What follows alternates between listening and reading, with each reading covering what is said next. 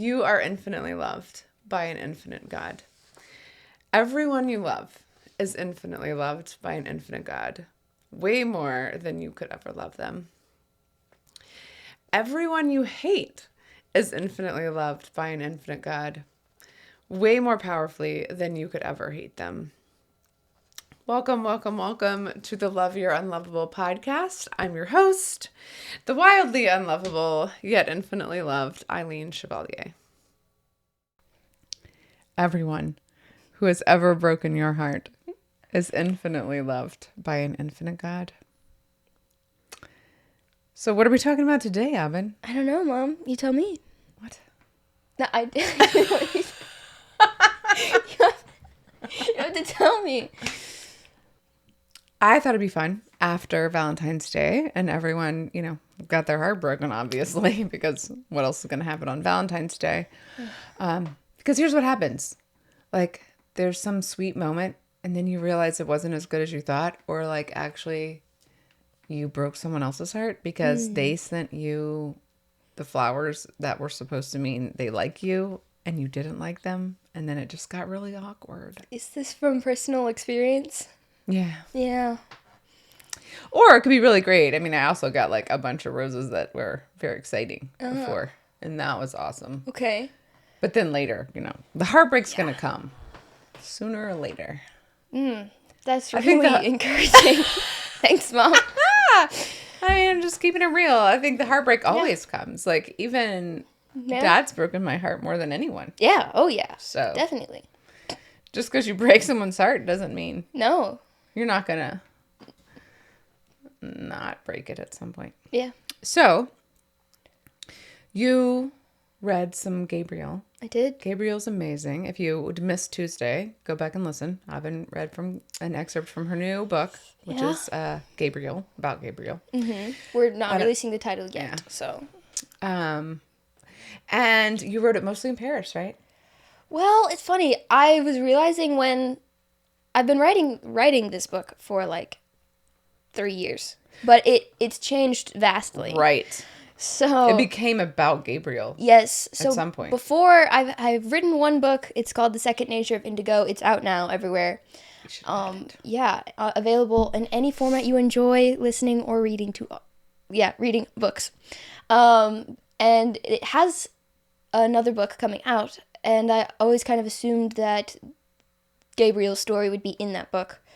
But then gradually it became a story of its own, and that is what the book is. It's going to be just about Gabriel. Yeah. So did Gabriel... that evolution kind of began 1 year ago exactly, in January. And was that precipitated by your heartbreak? I hadn't had my heart broken yet. Oh. I mean, not yet, but I saw it coming. Well, you were hopeful. I was hopeful, but you see, hope is a little bit dangerous. Hope is super Very dangerous. dangerous. Okay, so it wasn't like I didn't know it was coming. But we're getting ahead of ourselves. So, take it away. It was when I started writing just Gabriel, it was in third person, which I think is interesting. Someone else's problems. Yeah, it was somebody else. Gabriel was with somebody else, and hadn't had my heart broken officially yet. And he changed as a character. And then slowly, over the period of a year, he just changed more and more. And in Paris, that was kind of when this idea was that kind of became this solid thing. And then coming back home, it just got even more clear. And now I'm pretty close to done. All right, so I did write some notes. All right, hit me with them. We'll gotta find him. Okay, here it is. All right. So, first question one. All right. How did writing Gabriel, help you process your heartbreak? Do you think that was like your therapy? I have a lot of different kinds of therapy. Yeah. Ella was my sister was huge. Wait, can you pause? Yeah. So Aubin and Ella are both writers. Yeah. Aubin's an author. Yeah. And Ella's soon to be an author in a few months. So They do their own podcast. It's called... It's a YouTube channel, but yeah. Oh, it's a YouTube channel. I really keep up well. It's called the Chevalier Sisters. We'll put a link in the description, right? Yeah, absolutely. Awesome.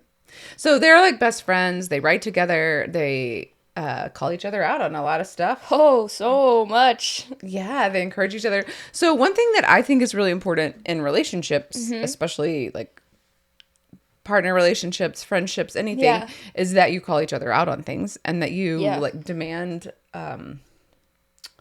honesty from one another. And I think that Ella really does that for you. But Ella is also, it's also really important to have that other person who can see it from an outside perspective. Yeah. So your heart was broken by David. Is that what we're calling him in this episode, yes. But Ella's also friends with David. Yes. You David is friends. Our family friend.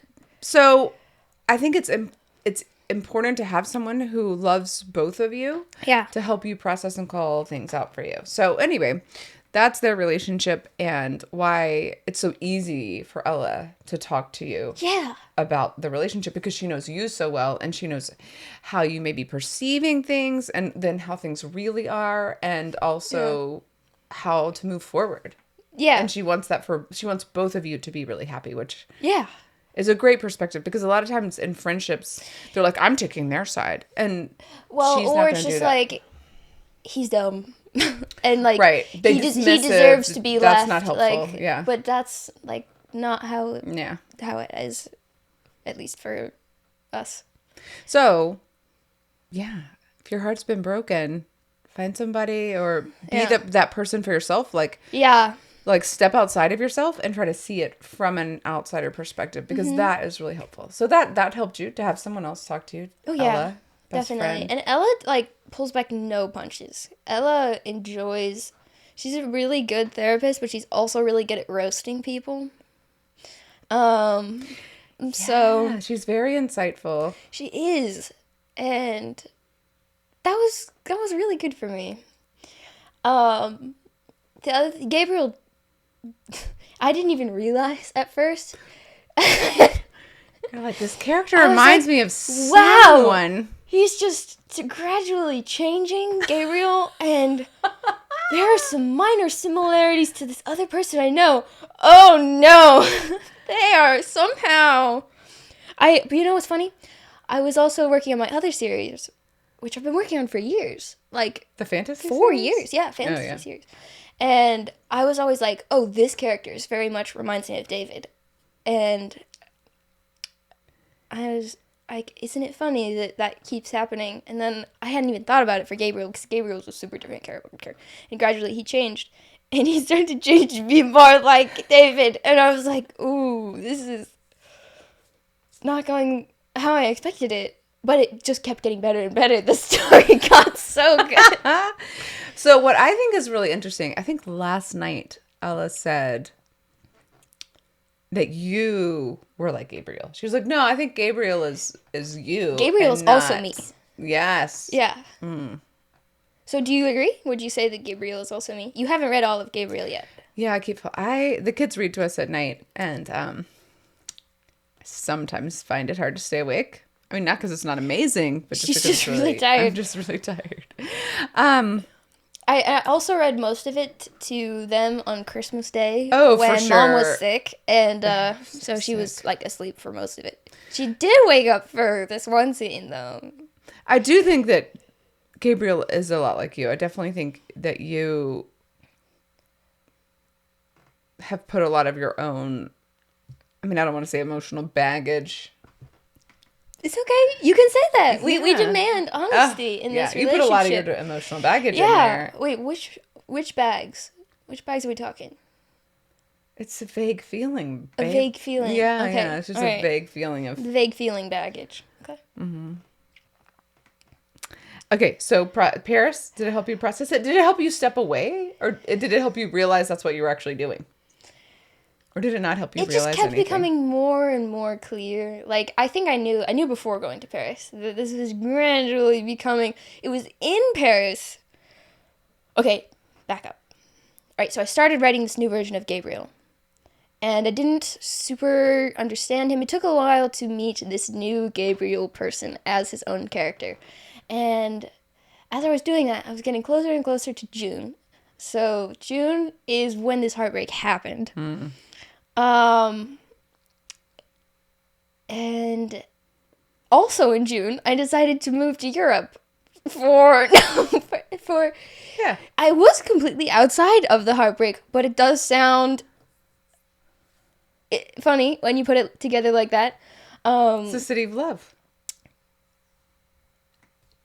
I mean, that's what they say. Yeah, it is what they say. And where was I going with this? In Paris, I had a new perspective on it because it was like 2 months after this. I was starting to see things probably more clearly, maybe. I don't know. So were you more hopeful about Gabriel before your heart got broken? And then like maybe Gabriel would have gone in a different direction had your love life gone in a different direction? You know what's funny? Gabriel was originally never supposed to live past book 2. Gabriel used to be the villain. He used to be somebody else. And then as I got to know him, I was like, he's not the villain. He's the emotionally and psychologically complex main character. And I always had this relationship between him and Lucy, the other main character. But at first it was super unhealthy because he was the villain. And it was not great. And it was because they were both villains. Lucy is not a nice character. She's part of the like villain gang or whatever. Just put it in simple terms. And so they were the mean couple. Yeah. And they just like both break each other's hearts. And then as I also got to learn about Lucy, that also began to change. And I think I did gradually begin to realize that they would actually always end up together. And are they going to end up together later? Spoilers. So no, I don't think it would have changed. Okay. But I think it was in Paris that I realized. So of course I wrote this like sweeping moment where the main character is like, they basically semi-confess to one another, and it's a great moment, and it ends in a kiss and whatever. And then in Paris, I realized that was not how that scene went. And I think that was influenced by the heartbreak. Yeah. And I was like, oh, they wouldn't do that. Yeah. They're not those people. Yeah. And I think I did kind of burst out laughing in Paris. And I was like, oh my gosh, people joke about authors putting themselves in their books and being like the self-insert, and it's always annoying, but like it's you write from what you know. I had to write it that way. So yeah, interesting. So do you think it was important to just kind of like get away from the relationship and be in Paris and be in your own space and not have that as an influence in your life to like fully process the character or your own life via the character? So you know what's interesting? Leading up to Paris, Ella was like, so after the heartbreak, we still texted for a while. And we were both like, yeah, we're both going to stay friends. And that was like super easy before. It wasn't. But, and I think I gradually came to realize that this was a lot harder than I thought. And Ella got upset with me. Ella, because she's very honest, was also just like, I'm so tired of you, like, not getting over David. And I'm so tired of you just wasting your time on thinking about him. Yeah. And that's probably, like, largely selfish. I mean, it probably is harder for her to, like, manage that relationship when there are other issues, and she loves you, and she doesn't want you to be sad. And, yeah. And so before I even left for Paris, Ella was like, you know what, Aubin, you should just block him. Or not block him, you should delete his contact. And I did. It's not like blocking him or deleting the conversation, it's just deleting the contact. So it's more symbolic than anything else. Yeah. So I think I had already kind of realized that I had to move on before Paris. Yeah. Perhaps because Paris was impending. And I think I realized that I couldn't continue the friendship in my headspace. Right. And like you could get to a different headspace. It was hard enough without that headspace before. Because you had deeper feelings? Also, it's like, well, I will send this text and I'll forget about it, but I don't forget about it. Yeah. See, that's the thing. So in Paris, like on the day I left for Paris, I texted, "Bye, I love you," as kind of like my last thing, because I don't like Irish goodbyes. Ella was like, just don't say anything, just Irish goodbye. Yeah. But Ella's into that. I hate I'm Irish not. Goodbyes too. Dad loves them. I was like, I like to hug people at least 3 times before they leave. And like say goodbye 10 times. I say goodbye quite a few times. And I'm like, did you get everything? I love you. Goodbye. What is that called? Does that have a, Aubin racial... goodbye. That's the Aubin goodbye.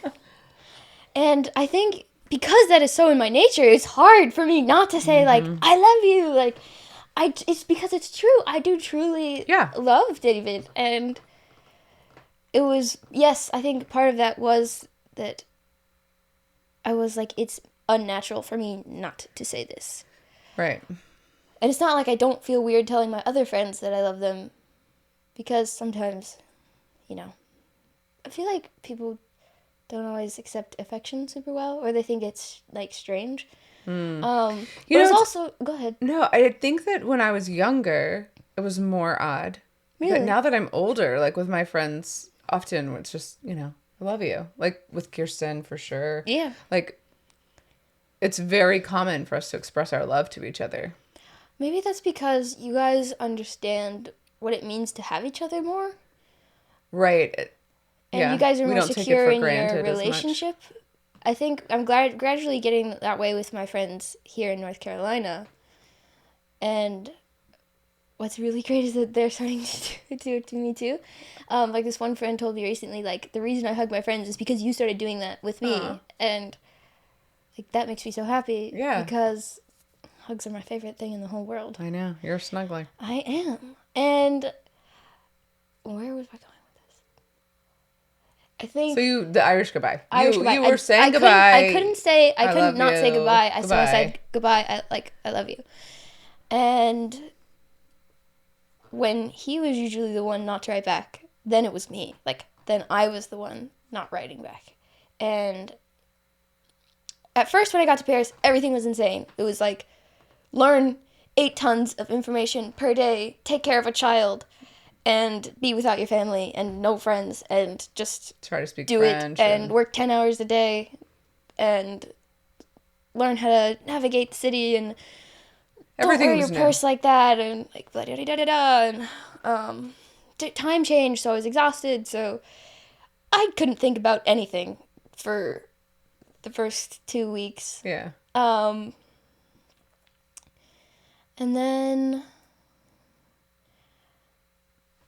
things started to slow down. I learned things pretty quickly. Clara asked me one time. I was an au pair in Paris. So it's basically like a foreign exchange nanny. So I took care of an 8-year-old for 3 months. And we became best buds. We still play online games together. Nice. Just yesterday. Aubin is so loving. Like, she's amazing. And to be loved by Aubin is such a precious thing. So, yeah. Thanks, Mom. But she asked me one day, she was like, do you have a boyfriend? And I was like, no. She was like, really? And I was like, yeah. And then she launched into a monologue about her 3 boyfriends. And, then... How much better that is. Yeah. And she was like, well, I love 3 people. And I was like, Hey. okay. I was there. Yep. Yeah. Yeah. So, me in 6th grade, not 6th, probably 5th. I feel like those were crushes. Oh, yeah. No, I don't but think I that don't was think Clara actually loves love. those Right, people right, at right. school. Yeah. And I'd love to talk about the difference between love and attraction eventually, because I think there was a difference related to Paris. And I would spend just vast amounts of my time in Paris alone. Like, no friends, no family. Like, I gradually made friends, but in general, I was either hanging out with an 8-year-old or by myself for a lot of the time. And he gave me a lot of time to think and explore. And I realized that I was very happy on my own. I definitely had so much fun exploring Paris and getting to know all the streets and museums and stuff. But I do also love people. I love people, and I love family and friends, and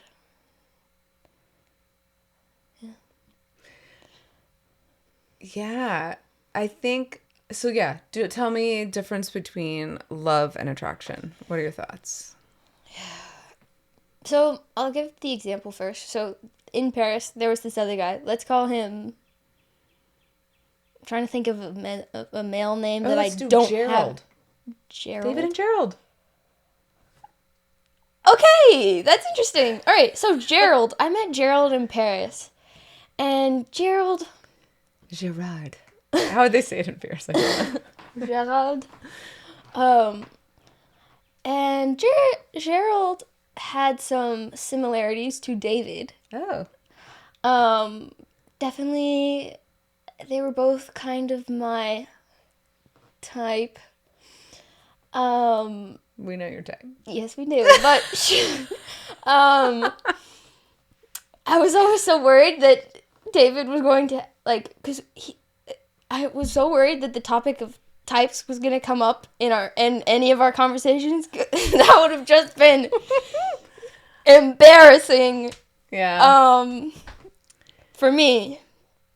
But anyway, so in Paris, Gerald had some similarities, and I was super lonely. Wait, have you told me about Gerald? You know who Gerald is, Mom.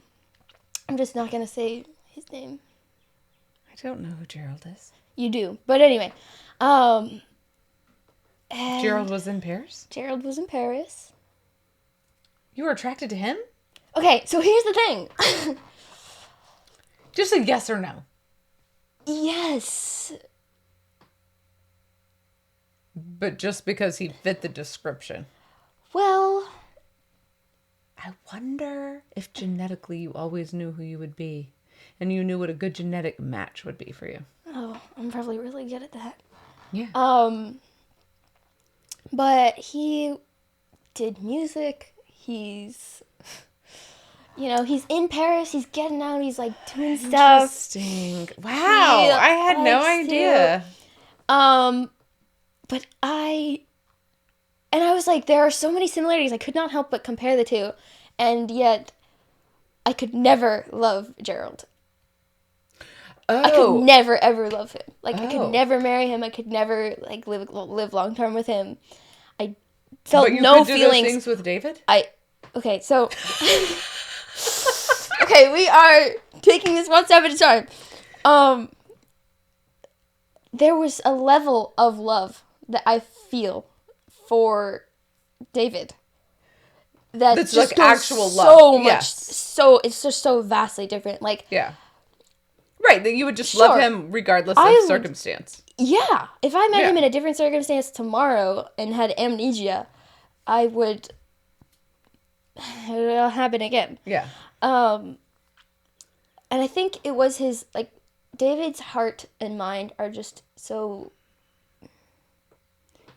messed up, but also fascinating, and it's so deeply, that is attractive to me. The depth at which he thinks, and blah-de-da, but Gerald doesn't have that. Okay. So it's like surface level, not the depth. Yeah. Yeah, like, I enjoyed hanging out with him. We had a lot of fun. Yeah. There was definitely some flirting involved. But, Oh, okay.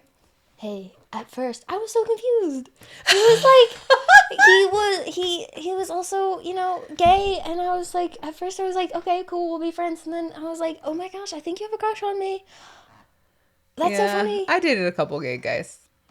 I think he's bi. Yeah, they were clearly bi. But a lot of gay guys like me. Interesting. That's happened a few times. Yeah. Um, Well, I think attraction's a really interesting thing because, like, to say that you're attracted to XYZ and define that, like, you're probably not defining what's underlying. yeah. That marker, that name that you can give it. And I think, like, I know that I have a lot of very, like, masculine traits. Yeah. And you probably do as well. Mm-hmm. Like, you've also had a lot of girls who had crushes on you. Yeah. And so I think, like, what's attractive is not, like, your physical anatomy. Like, it is, obviously. Yeah, at some level. But there's another thing that's attractive about you that may be more associated with men. Yeah. Which is just a limiting thing. But so I think that there's that, like, people think that I mean, it's hard to parse out, like, am I attracted to men or am I attracted to these masculine things? Mm-hmm. Like, am I attracted to women or am I attracted to these feminine things? Like, Yeah. because we can all have Oh, those things, you know? Mm-hmm. And I think sometimes we get confused in our own desires because we haven't figured out how that gets played out in the people around us. Mm-hmm. And I think sometimes what we think we want is mostly dictated by what we actually need. And we're trying to fulfill a need by substituting a similar desire. But the desire does not fulfill the need. The desire creates a little cork. Like, it fills it, but it doesn't fit. And it doesn't. Well, and I think sometimes we're just trying to repair past harms. Oh, yeah. And solve them through a new person, which obviously isn't really going to work. Yeah. And then if you actually use that new person to heal the old hurt, then you wouldn't actually love the person potentially because they were just there to help you heal. Yeah. And then you're like, oh, okay, thank you. Goodbye. Mm-hmm. Okay, so what you said reminds me of this thing. So when I was in 9th grade, I fell in love. Yeah. And I was in love for 25 years, which if you're counting. I did count. I remember counting and being like... How old were you when you got married? Yes. So 13 years into my marriage, I was finally like... That was a shocker for me. But I mean, I truly loved him. And I had loved him for so long by the time I got married. I mean, half the time I loved him was before I got married. So I think for me, letting go of that, I never wanted to let go of that because it was such a good love. Like, but then I got to the place where I was like, I want to love my husband the way that I love this other guy. Yeah. Because when I started loving him, I was so young. And I think that that's the reason why young love is so hard, because young love is so true. And you haven't been jaded yet, and you haven't been hurt yet. And so you can give your heart in a way where you don't hold anything back. Mm-hmm. Because later you're like, here's some. Because this is how much you're gambling. You're like, I can gamble this much on you. Mm-hmm. But when you're young, you're like, here's everything. And we're putting it all on the table. We're gambling everything. And then later you're like, let's get past gambling experiences. I've lost everything. And so this time I'm just going to bet a little. And so you hold back. Mm-hmm. But when you're young, you don't hold back. And then it's so much better that way. So, yeah, I got to that place where I was like, how do I... Now, as an adult who's been wounded over and over and over, and I'm now married to a person who's wounded me, how do I figure out how to love them the way that I love that person who had never wounded me? You know? Mm-hmm. But it did. And so it's like clearly possible. Yeah. But, so here we are. Yeah. Another I'm question. in ninth grade. Oh, No. right. Ninth This grade. is the Ninth thing. grade, This sorry. is the thing he said to me. Mm-hmm. And maybe I loved him for so long. Yes, I remember this quote. Just because I'm stubborn. Oh. Mm-hmm. Because I'm super stubborn. So we're skipping school together, as you do. And I think I chose that day to confess my love to him. Yeah. You know, obviously, this is like Maybe. on Valentine's Day. It was like right was. before Valentine's Day or something. It was so Wow. ridiculous. We were going to go to this Valentine's Day dance, but then my parents found out we had skipped school. So obviously I got nixed from the Valentine's Day dance. No. But anyway, so Mom's generally a really good rule abider, so. yeah, rules don't apply to love. That's so true. Go ahead. I mean, rules are tools for fools. Rules, schools, and rules are tools for fools, and I don't give 2 mules for your rules. So we got to quote, who is it? Trenton Lee Stewart. It's Constance, but in Which one? probably book 1, so Mysterious Benedict Society. Okay. Anyway, I just don't want to like quote the Yeah, quote yeah, and yeah. not give you the reference. It's Constance Contraire. She's amazing. So perfect. Very wise. 9th grade. So You were ninth confessing grade, your love I on confess my Valentine's love, Day. and of course, like I want this love to be requited. Which I mean, I think at this point in time he already did give me the roses at school on Valentine's Day, like a They can be huge so giant deceiving, box can't of they? roses. I mean, maybe that was after, but I'm pretty sure it was before. But I don't really remember. The dates are confusing.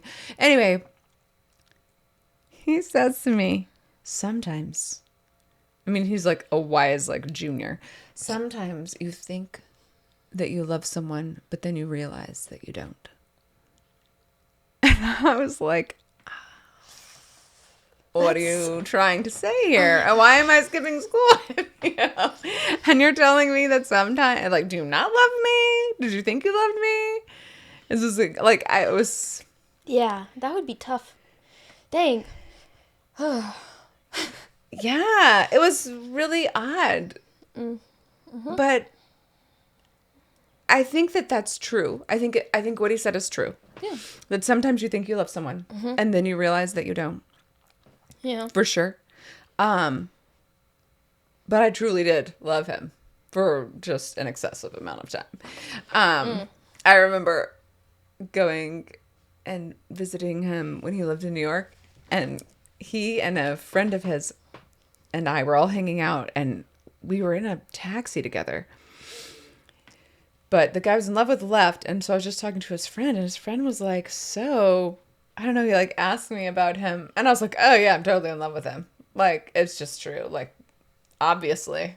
Okay. And his friend was That's like, he never doesn't gonna not be care true. about you at all.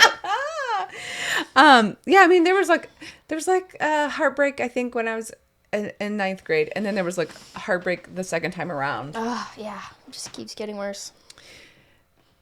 I don't think it did. Like, No? I think I knew in ninth grade that I wasn't ever going to get to be with him. So I did this. That's the one. No. I thought the... So the one that I did that said was, so the moments were precious. Yeah, I Is thought the that one was about Jeremy. him. No. No. So the moments were precious, I think, is Oh. about ninth grade. Okay. Boy. Because like every moment, like I knew I wasn't going to get to be with him. Like, and I think I had this fantasy in ninth grade, and then I realized that was like never really going to happen. Yeah. Because I mean, he's amazing, but we were just never going to be together. You're not with every amazing person in the world. I mean, obviously. And so I knew we weren't going to really be together, but then like we kind of got together again later, sort of, but not really. But I think we both knew that like we were just going to like play a fantasy for a little while and pretend like the only thing that existed was right now and not the future. Yeah. Which was great, but that made those moments so fantastically precious. Like with Dad, I'm going to live with him until I die. Yeah. Right? And so the moments are precious, yes, but they're not as precious as if I knew Dad was going to die tomorrow. Like if I knew Dad was going to die tomorrow. Yeah. And I was never going to get to be with him again. I would be like, oh my gosh, I just want to be with you. I just want to look at you. I just want to smell you. You know what I'm saying? Yeah. And so that's what that was like for me then, because I was like, this might be the last time I see you. And things become more precious then, Yeah. you know? Which I wish we could understand Appreciate. how to do that with people that we love right now. Like, I do feel like I do that with you guys a lot. Like, us as a family. Yeah. And I think part of that is you getting older. And I'm like... Wait, you take us for granted? Or No, you no. don't? Like, I am so appreciative in the moments. Like, when we're together and we're just having fun. And I'm like, oh my gosh, this is so magical and amazing. Yeah. Because it's not going to last. Like, that will change. Yeah. Did you think that Paris helped with that? Like, me leaving and being gone? Did you appreciate things differently?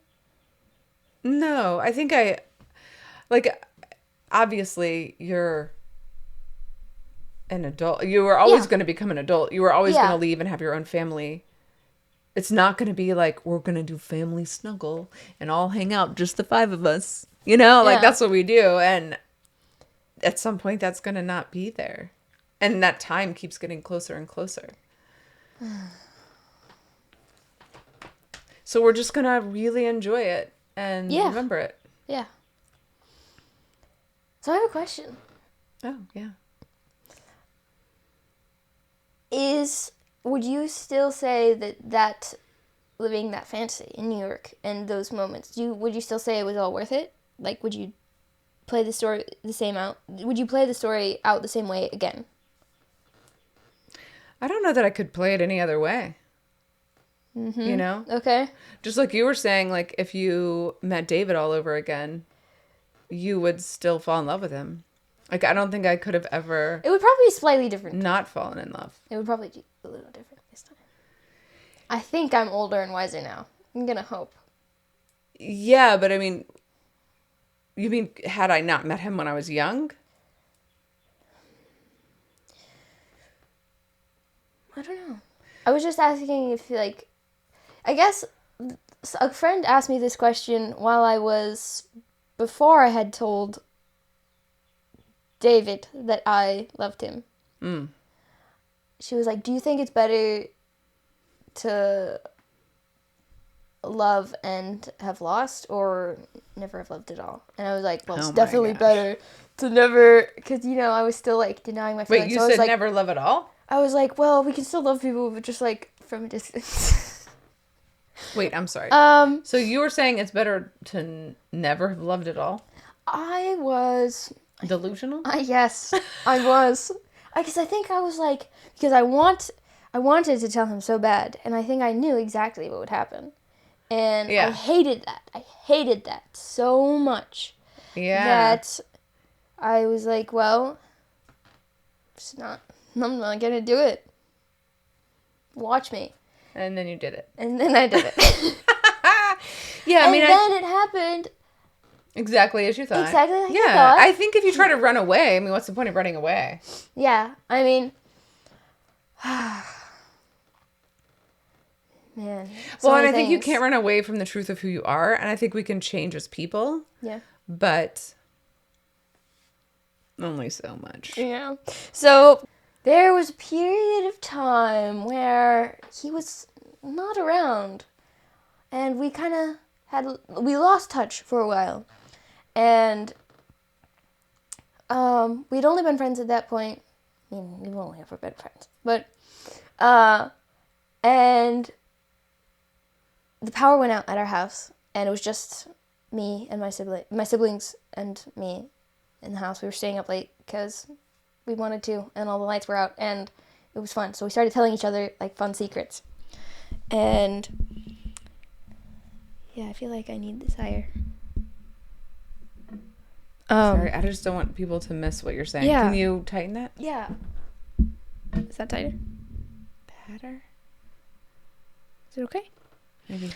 So power was out, and we were telling secrets, and I was like, I think the closest I ever came to falling in love with someone was with David, and Ella and Hank were like, what?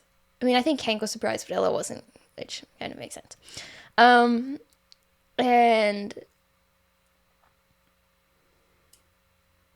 I was sad that he wasn't around. But I think I was also like, well, I could see where that was going for me, and I could see where it wasn't going. So it was probably a good idea. But then the more I thought about it, the more I missed him. Oh, and no. and I feel like, anyway, things happened, I think, the way they should have happened.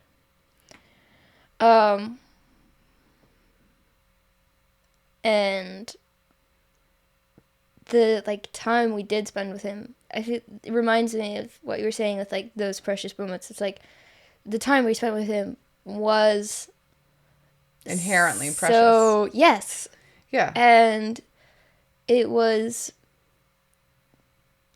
crazy and amazing, and it was awesome. And when that was over, I think I missed it, but differently, because I realized that like edge I hadn't gone over, I was now over, and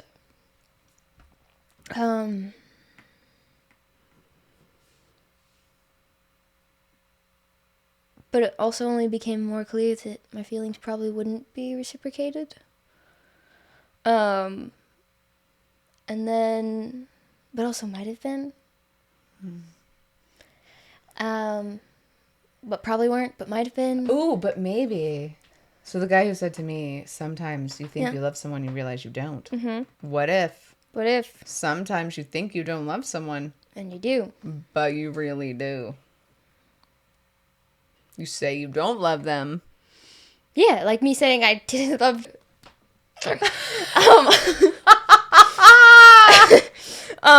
We can edit that out. Like me saying I didn't love David, and that was a lie Yeah.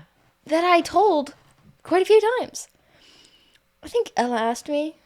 I think Mom asked me, and I was like, "What?" Oh, I definitely talked to you about it. And you were like, no, this is so great that we're just friends. And I think at the time I believed it more.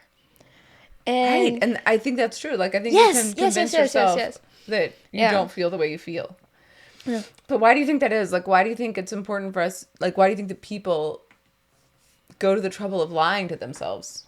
Oh, because it's way less painless. It's so much easier to be like, Way it less wasn't painful? real. Yes, that is true. We love pain. It's so much less painful. It's like, oh, I never loved them anyway. It doesn't matter. It's fine. Like, everything is just fine. It's so much easier for things to be fine than for you to look at this thing that was your heart and see it go missing and realize that it's not there and that you wish it was, or you wish Well, you clearly hadn't, it is there, which is been- why it's hurting. or you hadn't been stupid enough to give it to that person. You could have been like, But what if it had somebody gone else. differently? Would you have been like, that was a great choice? But are you We giving don't- it away, or are you just recognizing that it's already gone? oh no, I think I'm just recognizing that it's already gone. Right. Like, I think that you can choose to give your heart away. Like, I remember in middle school, I took archery, and there was this, How did I not know this? what? Go ahead. It was one of my electives. It was the most fun. I think it was like first period of the day. Huh. So we would always go out, and there'd be like a little bit of mist in the field, and we were carrying all of our, we'd carry the big Very cool. targets and the Oh, bow. wow. We had like the giant bows and packs of arrows, and then we'd go set it all up on the field, and we'd just like shoot arrows. That's all we did. It was the most fun class ever. I also had a diving class. It was kind of the same in college, where we just like dove the whole time. I mean, Yeah. it's so fun. But there was an Indian guy in that class, and we were talking, and I think I was one of the younger people in the class. I think it was Yeah. mostly 8th graders. I don't think there were any other 7th graders. Okay. I kept taking electives like that. Like, I took chemistry. I was one You of two took 7th graders. chemistry as an elective? Oh my gosh, it was so fun. But I convinced one of my friends to take it with me. So we were like the only two Okay. seventh graders. And archery, there might have been like one other seventh grader, but it was a lot of eighth graders. And so, of course, they were like more into dating. And Yeah. he was like, well, I can't date anyone because I'm going to have an arranged marriage. And I was like, oh, so jealous. So jealous. And so I think that you can choose to give your heart to someone. Yeah. Which is, I mean, obviously what you do. If you were in an arranged marriage, you'd be like, okay, sure, perfect. Once I find them, then I can start loving them, go about the process of like loving them and building a life with them. But I think sometimes it just happens without your decision. Like you can choose it, or it can just be a thing that happens anyway without you choosing it. But your choice is what you do with that. Yeah. Like I love plants, obviously. Yeah. So if you water a plant and you take care of it and you nourish it and you give it the right amount of sun, and it'll grow and bear fruit and be amazing. Or it's really easy to kill them. I mean, killing plants is easy. Keeping them alive and letting them bear healthy fruit is really hard. Yeah. And so I think it would be easier to let love die than to keep it alive, which is not really true for our hearts, because our hearts are tenacious. Yeah. But I do think that you can either keep feeding that love or not. Like, I think for me, when I decided to stop being in love after 13 years of marriage with someone I wasn't married to, I loved Dad. I totally loved him. I mean, I loved multiple people at the same time. Like, I never had a problem with, like, of course I'm in love with multiple people. Like, I have multiple children. I love them all. It's not like one love is diminishing another one, but it was, I just didn't need it in my life anymore. Yeah. It was a distraction. And because every moment that I was giving to that, I was taking away from, what was currently happening in my life. Yeah. And I think I'm losing my thought process. What was I talking about before? Giving your heart away, nourishing it. Choosing. Right. So when I liked to think of this love because it was so innocent. Like, we never really dated. We never had children. We didn't have to live together. Like, all of the things that make a relationship difficult never happened. So it could be this, like, fantasy. Of course, it was wonderful and great. And there were zero trials. Like, nothing was ever tested. And it was nice to think about. When you were. Yeah. When I was in the middle of, like, things being really hard. And being like, oh, yes, that love's easy and it makes me feel good. And I can idealize it because it is idealized, because in my life I've never allowed it to be real. Like, there's a level of realness that I've never allowed in there. Yeah. So it can always be that fantasy. But that's not really love either. And it's not just attraction either. There's another thing that is, I think. Because it's deeper than that, but it's not. Oh, yeah. No, it was definitely, like, well beyond attraction. Oh, yeah. So, did you already tell me about the difference between love and attraction? They say love and affection, they want the same thing. I used to know better, but now I just know the truth. And I never called a friend in need before. That's Jay I Called You by Jay Roddy. In the album Destroyers of the Soft Life, I think. I think what you were gonna ask me a question? I did. What, right. The difference between love and attraction. Love and attraction. Then you just started singing. Right. Yes. That happens a lot. I think it's. So Ella has this really great line in her book that's coming out, and she's describing how one character loves another character, and they're like, "Yes, I forget the exact things, but like I loved this about you, and I loved this about you, and I love the way you do this. But it was like, but underneath all of those things, underneath all the things, I love someone, and that someone is who you inherently are. And Wait, did she write that after I told her that? probably. But I think it's also true. It's just true. It is. But It's wait, like- she had this night where I was talking to her, and she was like, Yeah. not secure in my love for her. And I was like, Ella, it's not this thing that you do, or Yeah. this, like, I just love who you really are. And she was, and she like really struggled with that. But I Yeah. think that's, Oh, you got to process things in your writing. yeah. I think and it's the same with problems. Like, it's not just good things. Like in the book, they're mentioning all the good things about them. It's like, I love the way you do this thing, but it's also the bad things. It's like, these things about you are true, yes, but there's something that's so much more true about you Yeah. that I am in love with. Like, I don't Yes. love your problems, but those problems aren't you. You might think they are you. You might live like they are you. But I think I love, But if you can transcend Your- them, if they're you- not you. they're not your you. essence. and I think that's why if I met him tomorrow, I think I'd still fall in love with him, because there is an essence that's like, That you love regardless. that I love regardless. Yeah. I would love to tell my vision at some point, but I don't know where in the video that fits. Well, just do it now. Okay. Wait, Now I what's have to your- actually what's your do it. vision? So I told you about this a while ago, but I think you forgot. Okay, probably. So I was really upset with God and with myself. Probably with David too. Mostly myself though. God is kind of just like, when I have extra emotions that I want to hold, I just kind of sling them at God. And I'm like, ugh, take that, God. What do you think about that? And he's like, wait. Oh, sorry. I thought the mics weren't turning green for a sec, but it's okay. I thought that's what God did. God's like, wait. That actually hurt. No. Is that what you're feeling? No.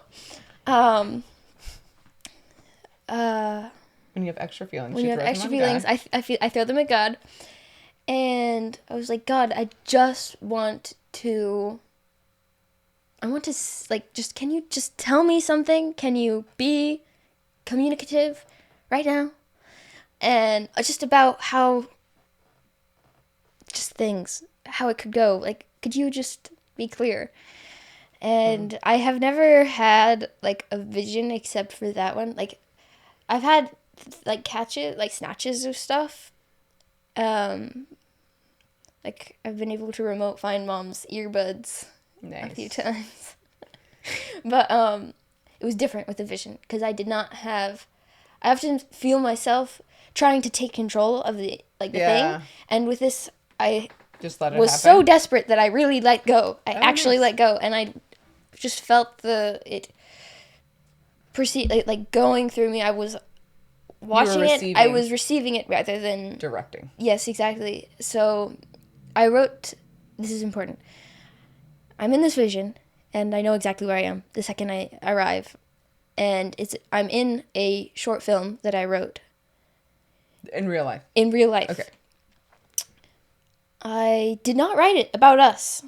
I wrote it completely randomly after watching the newest James Bond movie. And I wrote it to There's No Time to Die by Billie Eilish, probably some other people. So I just listened to that song over and over, and it became the inspiration for this short film. It's a very sad and depressing short film. So you can imagine how happy I was to arrive in that short film in my vision. You're like, how could this turn out, God? No. He's like, well, exactly like this. Here's how it happens. Here's a depressing short film you wrote. There's this guy, and they're in college. And there's this guy who's like, and he's like interesting, but he's also kind of toxic. And this kind of innocent med student falls. I didn't write this about us. This innocent med student falls in love with him against her wishes, but then, it kind of just happens. And then they start dating, and things kind of escalate more quickly than she imagined. And she really loves him a lot, and they both go to this house party, and house parties are just not her thing. Like, I remember the vision. You remember the vision? Yeah. So she arrives at this house party in the short film, and it's terrible. She doesn't like it. There's just a bunch of people doing drugs and partying. The music's too loud. Think Wish You Were Sober, and by Conan Gray. And then in this party, the girl sees the guy she's dating with another girl. Like, not like sexually, just like talking. And she realizes that he loves this more than he loves her. And she hates this. Oh, you mean like the party? The party. He likes this, being this person that he is in this environment more than he loves her. Mm-hmm. And it breaks her heart. And she leaves the party. And she's crying. She's walking out on the lawn. She gets in her car. And she's fumbling around for her keys. She turns the keys on. No, she turns the car on with the keys. And, wait, sorry, I forgot. On the lawn, as she's walking out, she turns back to the house, hoping that he's going to, like, follow her out. Yeah. And he's not following her out. He's at the window watching her leave. And bye forever! And he's sad in the window. He's sad, but he's not coming out. And... Because, like most people, he wishes that he could have all the things he wants. Yes. Instead of having to choose some things over the other things. Well, sometimes he wants what he wants and also what he thinks he wants. Oh. Isn't that always true? Isn't that always true? And he's not coming out, and that's clear. So she gets in her car and she starts driving away. And then in the short film, you fast forward a little while. So she's graduated. She has her med degree. She hasn't seen him since college. And they broke up and did not see each other again after that night. And so she's working at a clinic at night. Oh, wait. Oh, yeah. And so she sees the guy was talking with at the party, come in, and she's crying, and she's like, what happened? The nurse goes up to the girl from the party and is like, hey, what happened? And she was like, the guy that we both loved is here, and he overdosed. And he's in the hospital, and he's dying. And the nurse does everything she can, but he does anyway. And then they're both sad. Everyone's sad at the end. And one guy's dead. So that was the... Great story. That was the vision that I got. That was the beginning of the vision. I was like, oh, well, cool. I know exactly where this is going. I love this. But it's first person. So I'm the one walking out of the party. I'm the one who looks out of the window. Wait, you're the innocent monster? I know, isn't that crazy? And David is the guy at the party? Isn't that funny how that happens sometimes? That's weird. And you wrote it not about you guys at all. I did not. I think it was before. Wait, you wrote it before? I think I wrote it not before. Anyway, it was... Okay.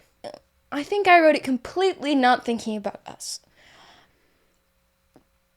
Anyway, and then in this vision, I am sad because I'm conscious that I'm in this vision and I know what the story is happening and I know too many things. And I get in my car because it's my car, and I turn the key in the ignition because it's my key, and I look back at that window because it's not my window, and then I see the guy because he's not my guy, and I'm like, what do I do? And then the answer is just start driving. And I'm like, oh, well, maybe I'll just idle here for a second. No. I feel that I turn the keys in, start driving. And it's raining, and I'm crying. And it's so sad. And I get to this red light, and I have to stop, obviously. And as I stop, I'm crying. I'm railing at God, but also like pleading for comfort. And then the car door opens. And just soaking wet, but brilliantly happy, is the guy. And he looks like David. Mm-hmm. Like in the short film, I had imagined him as like somebody else, a random character guy, but it's David. And David gets in the car, and like, it was the wave of energy that was, it's like that essence of, Yeah. it's the essence of David, but like just brilliantly happy, brilliantly himself, brilliantly free. Can you imagine that? Like, and it's just so open and loving, and I'm like, what are you, and then like he closes the door and he's like, hi, I'm here, and then the light turns green, and then the vision kind of ends. And the main thing I took away from that was to start driving. Yeah. Because that's all you can do. That's all your I can part. do. Like, it wouldn't have helped if I stayed. You don't stay at the party. Because you have to be you. I mean, you can't pretend to be someone else. And I think that that's a mistake that a lot of people make. They stay and they try to be what they think the other person wants. Yeah. But I think one thing that I have come to understand more and more is that, remember how we were talking earlier about how you do anything is how you do everything? We were, yeah. So I think that there's something that happens in love like that. Mm-hmm. And how you love yourself is how you love other people. That was the other thing. He loved himself. Yeah. And you can't, I think if you don't really love yourself, then you can't really love other people. Mm-hmm. And I think for me, 9th grade was like before some trauma had entered my life. Yeah. That, I mean, there had been like stuff that had made me more insecure, but I think like 9th grade, a lot of that hadn't really happened yet. Mm-hmm. And, or at least I hadn't like internalized and like taken a lot of that stuff on. Mm-hmm. Cause I was just walking around oblivious. Oh. And Mm-hmm. so, I mean, that's not true. I mean, I really did consider suicide before that, but it was more like circumstantial. Like I didn't want to be in my circumstance rather than I hated myself. Yeah. And I think I internalized that more later. And so maybe that too is why I loved that relationship, because I loved who I was, how I was able to love. Because I was a person that I wasn't anymore. Yeah. But that I believe, superseded now. Oh, yeah. You know, like trials and overcoming things makes you stronger and more securely something than if it was just easy for you to have that thing to begin with. Yeah. Well, and I feel like what is yours is mostly yours because you accept it. Like, yeah. And if it takes no work to accept it, have you really accepted it? Because you've never had anything else. You haven't experienced anything else. And I feel like the contrast is what makes you pick. Yeah. And strive. Well, and just knowing that you can let things go and leave them. Yeah. And not take them on. Mm-hmm. I mean, I think it's really important to be honest and to be authentic. But it's also important to know that the deeper part of you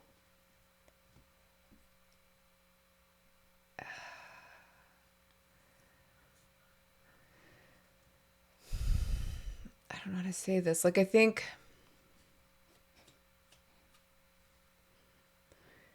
being honest and being authentic and being true is essential. And I don't know, like, wait, what's your nature and what's really not your nature? And is nature even, like, the thing? Or is it, like, is there something deeper than nature that is who you are? Like, not your preferences, not your inclinations. Oh, yeah, okay. Not all of these things that can change about you. Yeah, like the soul beneath the genetics, beneath the ingrained preferences via past experiences. Right.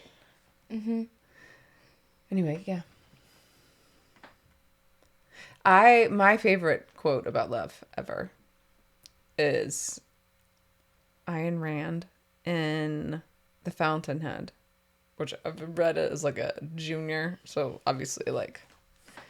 very Influential. fraught time.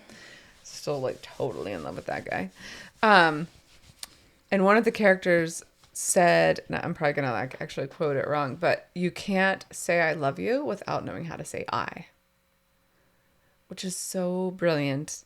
And if you don't know who you are, like what is it that loves the other person, like, and how do you know you love them if you don't know who you are even? And I think the more you get in touch with who you are, the easier it is to love other people. Yeah. For who they are. Yes, for sure. And not for who they appear to be or how they are coping with their world at the current moment in time. Yeah. Because we all have bad coping strategies. I think that's one thing. So, like, this year has its challenges. This current year or Yeah. 2024? No. My current life path. My current year has some serious challenges. And even yesterday, I was like, oh, I can choose how to see this situation and how to feel about this situation based on how I understand this other person, like how I perceive the strengths and weaknesses and motivations of other people. Like I can still love them as people, as like created beings, and recognize that their actions are just how they're dealing with what's happening in their lives right now. And that may or may not be ideal, you know? And the way I'm dealing with it May also may not or be may ideal. not be ideal. Yeah. Yeah. And I have that grace for myself. I have that grace for other people. And that's love. Yeah. It came to a head. And I was like, okay, I think I must tell him that I love him. And I got so, like, tight. My whole body was just like, oh, I don't want to do this. This is really dumb. Like, I think, anyway. And as soon as I sent those texts, I felt amazing. Oh, because you were honest. Because I was honest. And I went to depths of honesty that, looking back, I cringe at. A little bit. I mean, a little bit. But, yeah. And I felt this insane sense of peace that was like, I just did something crazy. And it's okay. Yeah. And I think I came to the realization that I hadn't been saying what I was feeling because I was so afraid of making a mistake. And because I was so afraid of being wrong. And I was so afraid that I would be hurt and that God wouldn't be able to take care of me. Or I would mess something up. And as soon as I sent that, I realized, like, I am not the one taking care of me. Like, I am at a surface level. But, like, I'm already taken care of. Deeply and truly. Way more than I could ever ask or imagine. And that sense of euphoria was brilliant. It wore off maybe the next day. You know, but I think like those moments, because what you did was you expressed your love to another person, and then God expressed his love to you in a way that you could hear it at that moment in time. And you were like, that's brilliant and amazing. And I feel that love, that like pure magical love from God. Yeah. And then you were like, but also I would like this, like some love from this other person. Well, I was, yeah, I mean, I guess of course I wanted that. Yeah. But I realized, as I told him that, I was like, I'm not telling you this so that you can say I love you back. There's this quote that I found before. But if you do want to say that, I wouldn't say it. I wouldn't turn you away. But it was, I don't say I love you to hear it back. I say it to make sure that you knew. And I think that became more important to me than being right. Or being, like, not foolish. Or being clinging to this thing that I thought of as safety. And it took him a while to respond to that. So there was this like interim time where I honestly, looking back, I did a pretty good job. I was like... Of remaining calm. I just lived my normal life. For like started planning to go to Paris. No, I really did. So do you think it was easier because you were about to move to Paris and you were like... Oh, well, maybe, but I think I was just also like, well, I did it. And now it's not, I don't have anything to deal with currently. Like, he's processing it. Mm-hmm. But I feel great. Yeah. And then I was in the kitchen doing dishes, and I was feeling so good. Like, I was listening to worship music. I was just in a really good, worshipful, joyous place. And I felt like I wasn't supposed to go downstairs and go to bed. So I just kept listening to music. And then I started playing Mercury by Youth Lagoon. And I was like, the stars are so beautiful. I'm going to go out and say hello to the stars. And I went outside and I just looked at the moon and I looked at the stars and I danced around and I danced in the kitchen. And I just felt so wonderful. And God was like, go inside and pick up your notebook. And I was like, okay. So I went inside and I picked up my notebook. And he was like, get a pen and start writing. Something exciting is about to happen. And so I'm sitting at the counter that I'm looking at over there right now. And I'm writing something exciting is about. And then I hear that very distinctive, nerve-wracking text tone that belongs to David only. And it's his response to me telling him that I loved him. And I almost kind of lose it, but I think what was really helpful going into that moment was knowing that God was very excited about it. He wasn't worried. He was like, this is going to be amazing. Like, just you wait. And reading those messages, he was very nice. He was very... Might not have been exactly the excitement you were hoping for. Excitement? I didn't expect him to be excited. I thought you said something exciting is about to happen. Oh, no. It is inherently exciting. He is not excited. Or was. No, I'm talking about your experience, not him. Oh, my experience. I was super excited. Then I started reading the texts, and it happened about as I expected. Except for one thing. And I didn't start crying when he didn't tell me that he loved me. I didn't really start crying. I read all the text messages, dry eyes. Then we talked a little bit more, and I said goodnight. He said goodnight. And we both agreed that we would still be friends. Or we would still talk. We both were thumbs up.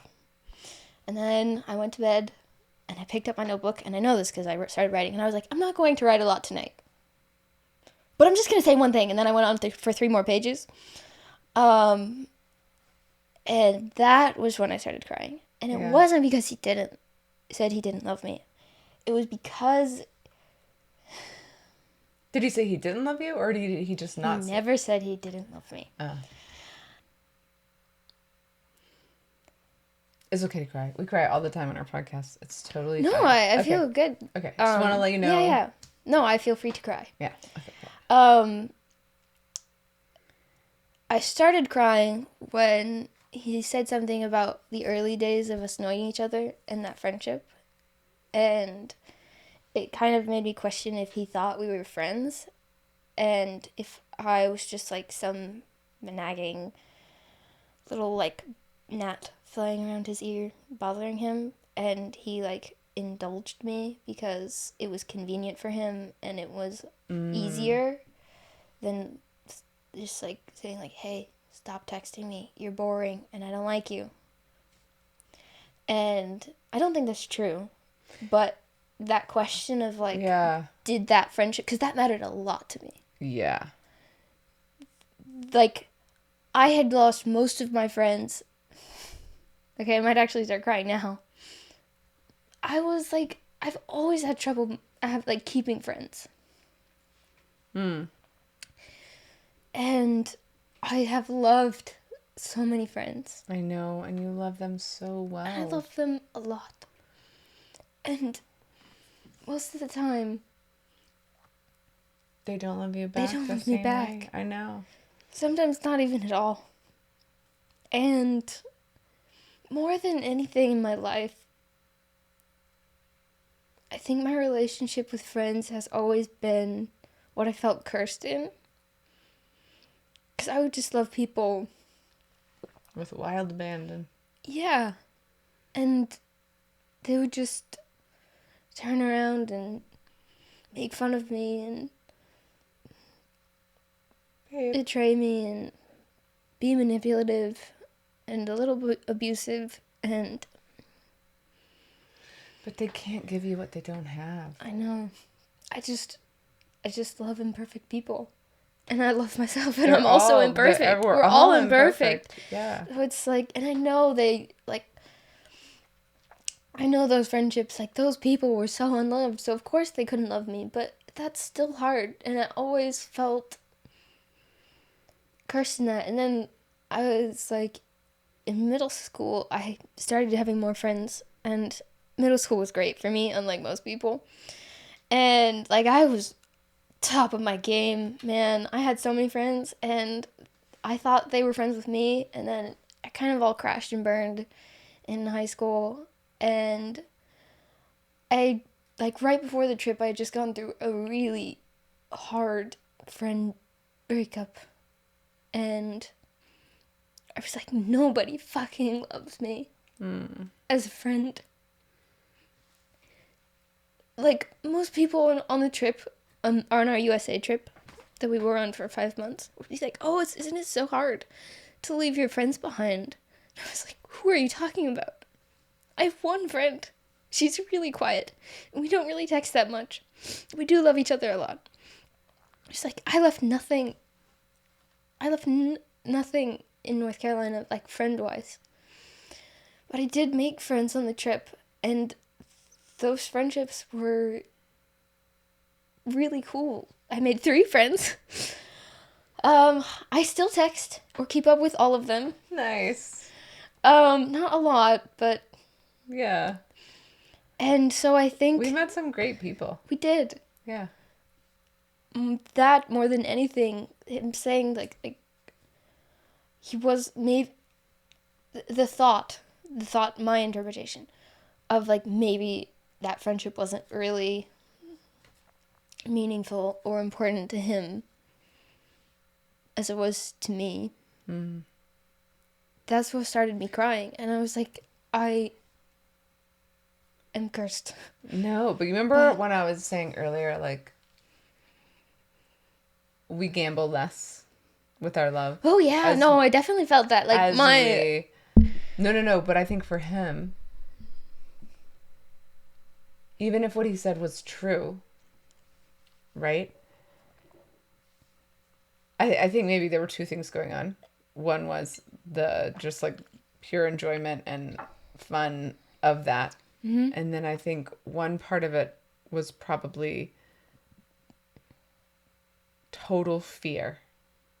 Oh yeah. Of, like, what if I actually care about this person? Not even romantically, but just, like, as a friend. And then they don't like me, or then they hurt me, because if that is, like, what's always happened. Like, I think you, and I mean, I want to take a lot of credit, but I think our family is really loving. And so I think for you, it's easier for you to be like, oh, of course there's someone out there. You know, like, of course I'm going to find people who really love me. Because you have people who really love you. And so I think maybe, like, you can't even imagine how little he would want to put on the table. I think, yeah, I do recognize that there's a lot I don't understand. And I just can't, like, I see, it's like I see the ocean. Like, I see it. I don't see the ocean. I see the top of the ocean. And I'm like, oh, that's a big ocean. It goes on for a long time. But, like, I can't see the depth of the ocean. Yeah. And with David, I feel like I see that. I see the vastness of the ocean. Yeah. I do not see the depths of the ocean. Yeah. And it's funny, so in the months after Heartbreak, it was amazing. It was exciting. Okay, maybe not exciting. It was really great. Okay, that sounded sarcastic. It was so healthy for me. Because I think once that, it was like somebody ripped out the bottom domino on, like, my emotional life. And then this whole you could just train, make like, everything else honest. fell. Oh, yeah. And maybe it started before that, because I don't think I had to get to the domino out. I had to get to a certain level of honesty to get to pulling that domino out. But, like, after that, it was just a total emotional makeover, life deconstruction. And it was like, okay, I have to deal with all of these feelings, and these are bringing out other feelings and realities about myself, and I have to look at how imperfect I am, and how to love myself, and the people around me, like, what does that look like, and the universe, and what is love? And I had to look at my emotions, like, just period, just as emotions. And that was not something that I enjoyed doing. I think because I had been hurt and felt a lot of pain and instability, I was just like, okay. You mean with I'm going to choose people? not to feel stuff as or much. Or in general? Both. I'm just going to choose to not feel things as hard. Putting less on the table, baby. Yeah. Oh, no. I was doing that consciously. Yeah. And so it was like sadness. It was very hard for me to feel sad. It was very hard for me to feel angry. It's hard for me to feel stuff. And Ella would call me out on that. Of course she did. Yeah. And I remember she was like, I was telling her it was so hard for me to cry. Like, I would almost cry, but I couldn't. I'd be like, I wish I could cry right now, but I can't. I feel almost enough to cry, but I couldn't. Mm-hmm. And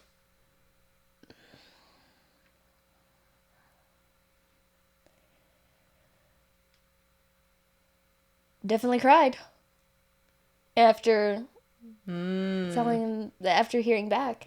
Yeah. And it was part of an emotional train for me, and because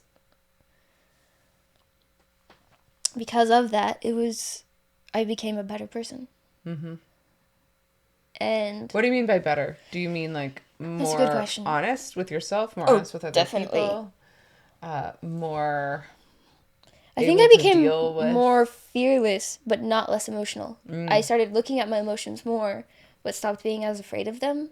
Well, and I'm still doing that. You can only look at them more if you're not afraid. Absolutely. And if you're afraid, that's when you don't look. Yeah. And man, that's been great. Like, it just is. There's so much freedom in being able to feel life. It makes you actually live it. Yeah. Instead of watch it. Mm-hmm. And I think because I also started looking at my emotions and my true self, which, isn't like super great and pretty. It's like, if you don't look at something, you can imagine how it is. You're like, I know you pretty well. That's like really great. And then you like look at yourself and you're like, there are some problems here. And then after you look at it, you're like, you're not perfect. I am not perfect. You're amazing. I am not even like good. I'm not. Maybe you're delusional too.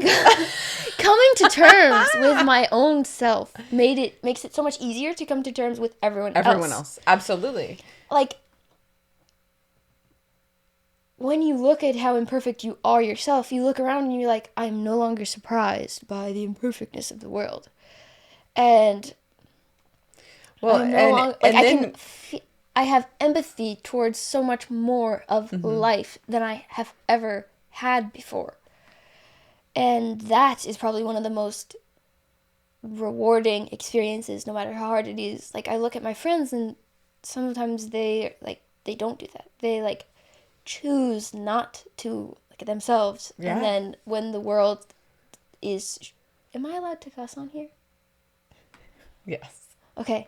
And so when the world is shitty, they're like, how? Like, can you imagine that? Like, I just can't believe they're just bad people. And it's like, wow. well, I died and made you God. I have looked at myself when I was younger. I have looked at myself, and I realized that I am also a bad person. And, like, yes, that person is flawed, and they hurt you, and they are being harmful, genuinely.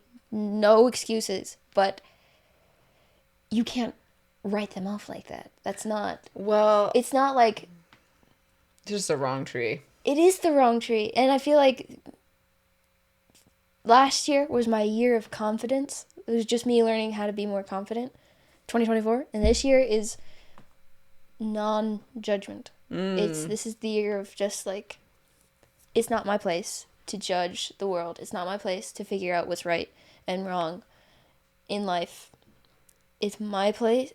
Who I am is someone who wants to love the people around me and to, like, be this, like, big emotional self who, I don't know, loves the way that God loves me. And that's who I want to be, and that's who I want to absolutely become more and more every day. Yeah. I mean, whoa, the world. Can you imagine a world where we, like, actually love one another? It would be so amazing.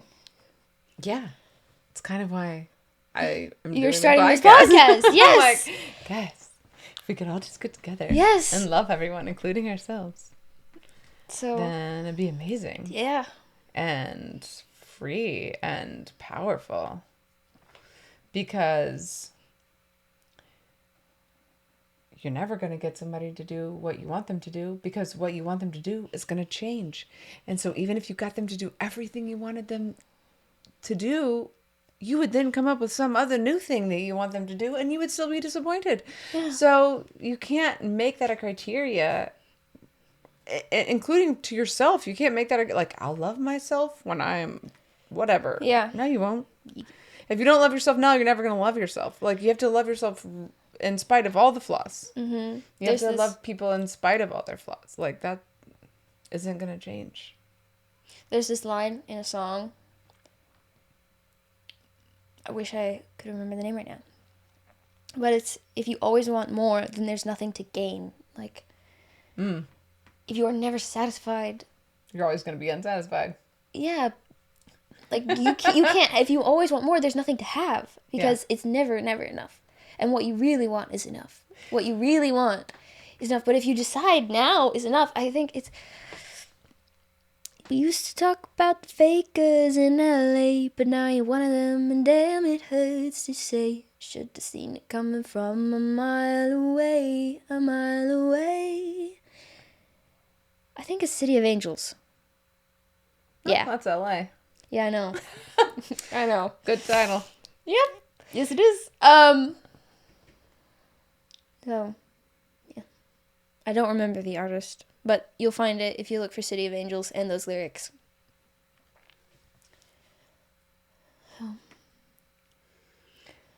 So, honesty, love, just Honesty, love everyone. New year, new you, babe. Yeah. Oh my gosh, this new year has been insane. Started a YouTube channel and gonna start a community Discord soon. Writing my book, which is an emotional journey. Yeah. Oh, okay. So can I tell a funny story? Of course. So I was reading to my family on Christmas Day, and I was reading them stuff that I'd written in Paris, so none of them had ever read it before. And I remember I was writing this one scene in Paris. It's basically just me ranting about my own self, my reaction to Heartbreak. And to anyone else, it's probably, like, really great, but not, like, personal. But reading it to my family... Who knows you? Who knows me? is like, that's pretty hard. But it was also great. Like, actually starting to read it, it took a while for me to build up the courage to read it to them. I would kind of distract. But when I finally started reading it to them, Mom started laughing, which was great. It was so helpful because it's funny. Because it's so True.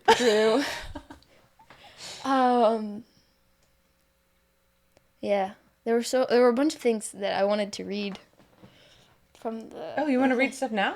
I mean, I don't know. Do you think it's your? No, go for it. Read. To be continued in the next episode.